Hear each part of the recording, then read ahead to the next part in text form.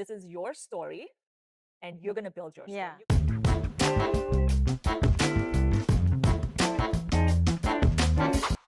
Hi everybody, welcome to What's Up. And today we have model, actress, and businesswoman and influencer, Åse Wang, my cousin. Thank you so much for coming. Also, your cousin. Yes, also my cousin. Yes.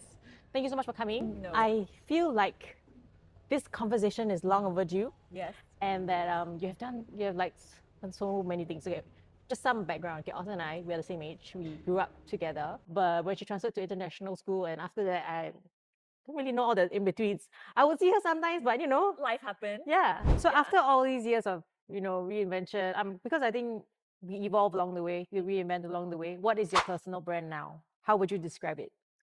As of today, I would definitely say that I fall under more of that cool motherhood, Lifestyle chic, sort of. Yes, I guess. Yeah, Yeah. I can't even name it myself. I would say lifestyle chic. Chic, Yes, yes. and it's very hard to ask me what I feel. But that's what I I see. am. Yeah, That's what I see. because Yeah. I feel like with me, I need other people to tell me Yeah. what they see, and I'll be like, okay, that's Yeah. not- Like lifestyle chic atas mama sort of kind of vibe. right. Yeah. Because that's what my YouTube has geared towards. Yeah. now, like my own podcast on motherhood, and I don't like to sit down and interview boring mothers. Like I want mothers that are still going out there doing their thing, living Yeah. their best life. Yeah. Like life doesn't stop after motherhood. No, I mean, it it might for the doesn't. first 2 years Yeah. when you're like, oh my God, I have a baby. And after that, you're like, you get over it. Yeah. And probably a property girl. Yeah. Because now when I go into a lot of developments, they know who I am. Yeah. Because I review property. Yeah. Which is great, by the way, because sometimes I go into hotels and I think they feel pressure that like they better do, like my room better look nice. Because, Yes. You gotta take pictures and stuff. Yeah. And talk about it. Yeah. If it So sucks, especially. I think it's, I guess like you said, lifestyle chic. I don't know. I'll take it. Atas mama. I'll Yeah. take it. With all these things going on, like, your business, your influencing, your own building your brand and the different things that you're doing, how do you juggle all these things? Plus the husband and the baby. See, I only have one child, right? So people must be like, what do you mean? What does she have to juggle? She only got one child. Some people have like 3, But it's still the challenge, It's still, You have right? one I kid, feel but like it then you doesn't can do matter. other things, which are also many things, right? I mean, I feel like it's always a challenge, right? I mean, what mothers today feel like they're not multitasking and juggling and doing 500 things at Yeah. once. You're always doing something. Right? Yeah. Whether or not you're a working mom or a stay-at-home mom, if you're a stay-at-home mom, which by the way, I'm not working a 9-to-5 job. So I feel like I'm half stay-at-home and half like I Yeah. can do my own work thing. Yeah. In my, so for me, I don't really struggle so much with like when my daughter's in school, I have plenty of time to sit down and meet with my YouTube team, or even like I'll plan my shootings around like when she's in school. I'm quite lucky in the sense that I'm able to plan my own schedule. So I don't say I struggle that much, but I always do feel like as a mom, you're always juggling, right? And then it's always like the you feel- school calendars of Yeah. like, oh wait, she's got off this day. She has to go to school dressed in a mermaid on Yeah, this yeah, day. yeah. Oh my and she has to God. bring this book. Oh, it's library day today. Yeah. Oh my God. I'm very fortunate though Yeah. that we have a nanny. Yes. And I have help. Yes. So I really wouldn't say I'm like, oh my God, I'm complete. But as a mother, you're always worried. You're always overwhelmed. I feel like my nanny is here to assist me. Yes. So you not still to assist my child. you still I am carry the still mental load. very- Yeah. Yeah, I'm still very hands-on. Yeah. I'm still like, what did she have for dinner? Yeah. I'm still like, I know what vitamins she takes. Yeah. I'm not all like, here's the nanny and here's Yeah. my baby. I'm not at all like that. Yeah. So I mean, the worry is over there. Yeah. The truth is, you just make it happen. You Yeah. just make it work. Yeah. You just literally make it work. Yeah. I mean, you might complain sometimes, but you make it work, right? Yes. No choice. It's just one foot in front of the other. don't have a just choice. one day at a time. Yeah, Yeah. exactly. Yeah. Sometimes So- it's like that. You don't have a choice. You have to Yeah. make it work. Okay. So having been in, the model actress role and then business, what advice would you give to women about confidence?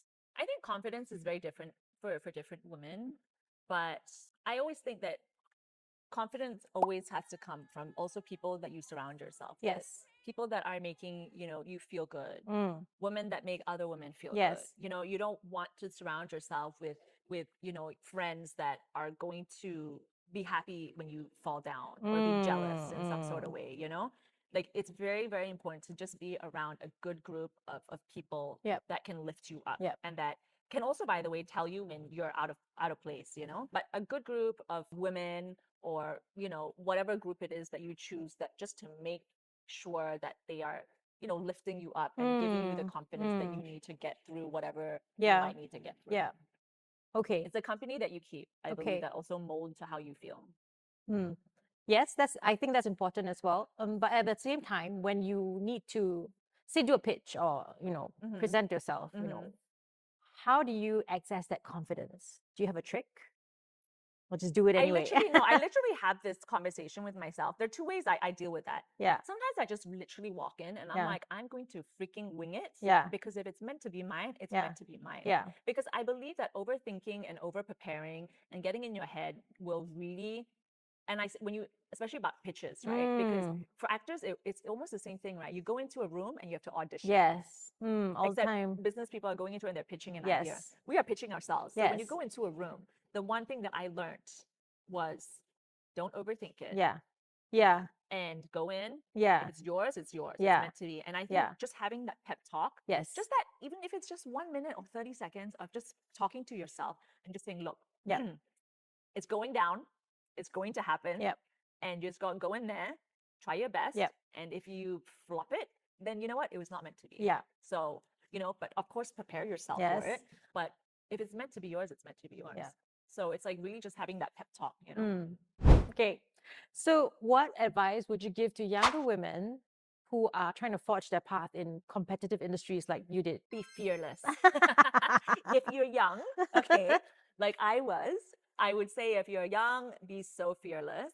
If you're maybe not as young and, it's like you have certain concerns as you get older, it's also just going back to that of, block out all the environment, the chit chatter and the focus, go down your road. Don't care what other people think. This is your road, not anyone else's. This is your story and you're going to build your story. You're going to write your own story. So just don't let any co-writers in to sideline you off things. Like everyone has their own path.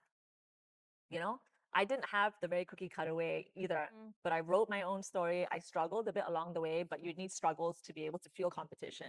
So without struggles, you're not going to get the healthy competition. Yeah. And if it's not healthy, you'll know because you'll feel it. And just continue on your road. Yeah. You write your own story.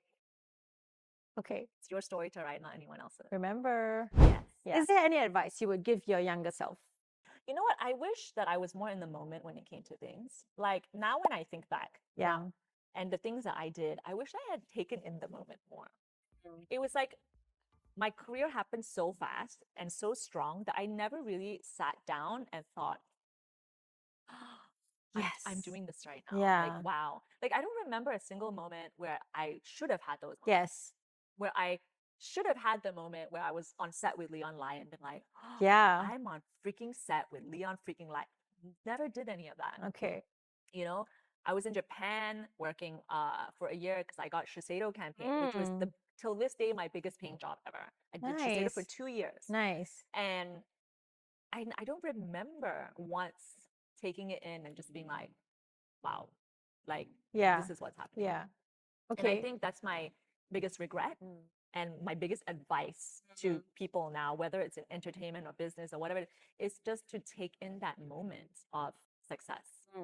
Just take it in, because it's so hard to get success that it's like sometimes you just savor the success, which I didn't.